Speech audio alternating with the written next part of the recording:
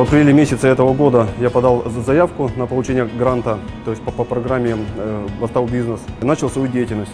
То есть до этого это было как, то есть это хобби. Мне очень нравилось работать с металлом.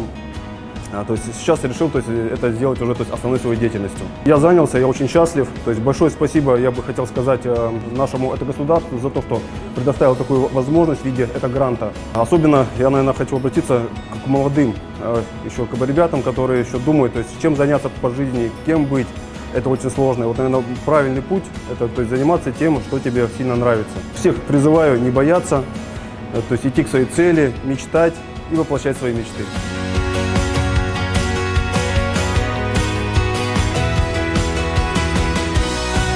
От знакомых услышал про программу «Бизнес Бастау» о поддержке малого бизнеса, решил попробовать, обратился в Центр занятости населения, направили на обучение в Атамекен, прошел обучение, написал бизнес-план, получил сертификат. По сертификату обратился в Центр занятости, где мне предоставили грант на покупку оборудования для расширения своего малого дела, малого бизнеса.